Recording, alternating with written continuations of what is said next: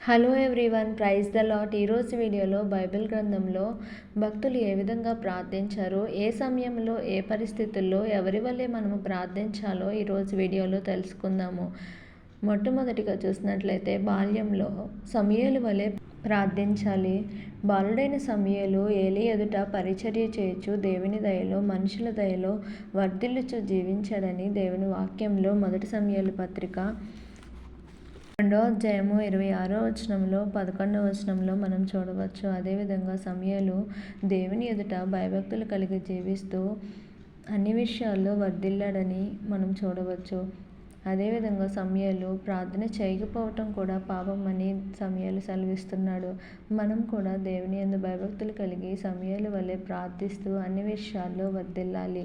రెండవదిగా చూసినట్లయితే యవ్వనంలో తిమోతి వలె ప్రార్థించాలి. 1 తిమోతి పత్రిక 4వ అధ్యాయము 8వ వచనంలో దైవభక్తి కలిగి జీవిస్తే ఇప్పటి జీవం విషయంలో రాబో జీవ విషయంలో వాగ్దానంతో కూడినదైనందున అన్ని విషయంలో ప్రయోజనకరమవుతుందని దేవుని వాక్యం సెలవిస్తుంది. యవన కాలంలో ఎవడనూ నిన్ను తృణీకరింపనీయకుము గాని మాటలోను ప్రవర్తనలోను ప్రేమలోను విశ్వాసంలోను పవిత్రతలోను విశ్వాసులకు మాదిరిగా ఉండాలని దేవుని వాక్యంలో సెలవిస్తున్నట్లుగా మనం కూడా దైవభక్తి కలిగి జీవించాలి. ఉదయమున దావీదు వలె ప్రార్థించాలి. దావీదు సాయంకాలమున ఉదయమున మధ్యాహ్నంలో నేను నీకు మొరపెట్టుచున్నానని దేవుని వాక్యంలో సెలవిస్తున్న రీతిగా కీర్తనలు 55:17లో మనం చూడవచ్చు. ఉదయమున నీ కృపను ప్రతి రాత్రి నీ విశ్వాసతోనూ 10 తంతుల స్వరమండలంతో దేవుని స్తుతిస్తూ ప్రార్థిస్తూ ఉండాలని మనము కీర్తన గ్రంథము 92వ అధ్యాయం 2వ వచనంలో కూడా చూడవచ్చు. ప్రతిరోజు దేవునికి మొరపెట్టుతూ ప్రతి సమయంలో ఆయనకి మొరపెట్టినప్పుడు దేవుడు మనకు అన్ని విషయంలో సహాయం చేస్తారు. మధ్యాహ్నమున దానియేలు వలె ప్రార్థించాలి. దానియేలు రోజుకు ముమ్మారు ప్రార్థిస్తూ దేవుని యందు భయభక్తులు కలిగి తనకు వచ్చిన ప్రతి శోధనను ఎదుర్కొంటూ ఆయనలో నమ్మకంగా జీవించాడు. రాత్రి వేళ పౌలు శీలల వలె ప్రార్థించాలి. పౌలు శీలలు చెరసాలలో బంధించినప్పుడు అర్ధరాత్రి వేళ పాటలు పాడుతూ దేవుణ్ణి స్తుతించినప్పుడు పెద్ద తుఫాను వచ్చి చెరసాల పునాదులు అదిరి వెంటనే బంధకములన్నీ ఊడెను. అందరి బంధకములు ఊడెను, తలుపులన్నీ తెరుచుకొనునని దేవుని వాక్యంలో అపోస్తల కార్యం 16వ అధ్యాయం 26వ వచనంలో చూడవచ్చు. పౌలు శీలలు అర్ధరాత్రి వేళ దేవునికి మొరపెట్టినప్పుడు గొప్ప ఆశ్చర్యము చూశారు. అపాయంలో పేతురు వలె ప్రార్థించారు. పేతురు నీళ్ళ మీద నడవలసి వచ్చినప్పుడు దావీదు కుమారుడు నన్ను కరుణించమని దేవునికి మొరపెట్టినప్పుడు దేవుడు పేతురు నీళ్ళ మీద నడిచే విధంగా సహాయం చేశాడు. అదేవిధంగా దుఃఖంలో హన్నా వలె ప్రార్థించాలి. బహుదుఃఖాక్రాంతురాలై హన్నా దేవునికి మొరపెట్టినప్పుడు దేవుడు ఆమె జీవితంలో గొప్ప కార్యం చేసి హన్నా గర్భఫలమును తెరిచినట్లుగా 1 సమూయేలు పత్రిక 2వ అధ్యాయంలో మనం చూడవచ్చు. అదేవిధంగా శ్రమలలో యోబు వలె మనము ప్రార్థన చేయాలి. యోబు ఎన్ని శ్రమలు వచ్చినప్పటికీ దేవుని విడిచిపెట్టకుండా దేవునిలో నమ్మకంగా జీవిస్తూ ఆయనలో నమ్మకంగా ఉన్నప్పుడు దేవుడు యోబుకి 2 ఆశీర్వాదాన్ని ఇచ్చినట్టుగా మనము యోబు గ్రంథంలో చూడవచ్చు.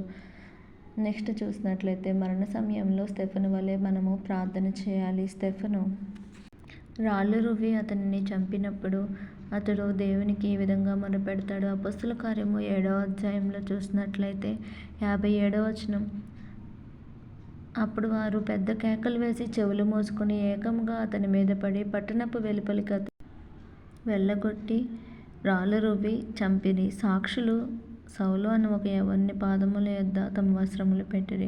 ప్రభువును గూర్చి మొరపెట్టుచు యేసు ప్రభువా నా ఆత్మను చేర్చుకొనుమని స్టెఫెను పలుకుచుండగా వారు అతన్ని రాళ్లతో కొట్టిరి. అతడు మోకాళ్ళు నీ ప్రభువా వారి మీద ఈ పాపం మోపకుమని గొప్ప శబ్దంతో పలికి ఈ మాట పలికి నిద్రించెను. సౌలు అతని చావునకు సమ్మతించినని దేవుని వాక్యంలో మనం చూడవచ్చు. స్టెఫెను మరణించిన సమయంలో కూడా ఈ విధంగా ప్రార్థన చేశాడు. నెక్స్ట్ ఏ పని ప్రారంభించినా ఎలియాజరు వలె మనము ప్రార్థన చేయాలని ఆదికాండము 24వ అధ్యాయము 12వ వచనంలో మనం చూడవచ్చు. ఇస్సాకు వివాహం కోసం అబ్రహాము ఎలియాజరుకు అప్పగించిన ఎలియాజరు ఈ విధంగా ప్రార్థన చేస్తాడు. ఆదికాండం 24వ అధ్యాయము 11వ వచనం నుంచి మనం చూసినట్లయితే, నా యజమానుడు అబ్రహాము దేవుడైన యెహోవా నేను వచ్చిన కార్యము త్వరలో సఫలం చేసి నా యజమానుడు అబ్రహాం మీద అనుగ్రహం చూపుమని దేవునికి ఎలియాజరు ఈ విధంగా మొరపెడతాడు. దేవుడు అతన్ని సరైన మార్గంలో నడిపించినట్లుగా మరలా దేవుణ్ణి కూడా స్తుతిస్తాడు. అదేవిధంగా మనం కూడా ప్రతి విషయంలో పని ప్రారంభించే ముందు దేవునికి మొరపెట్టుకుని మనము పాపాన్ని ప్రారంభించినట్లయితే దేవుడే మనకు ప్రతి విషయంలో సహాయం చేస్తారు. అదేవిధంగా పని ముగింపులో మనము సొలొమోను వలె ప్రార్థన చేయాలి.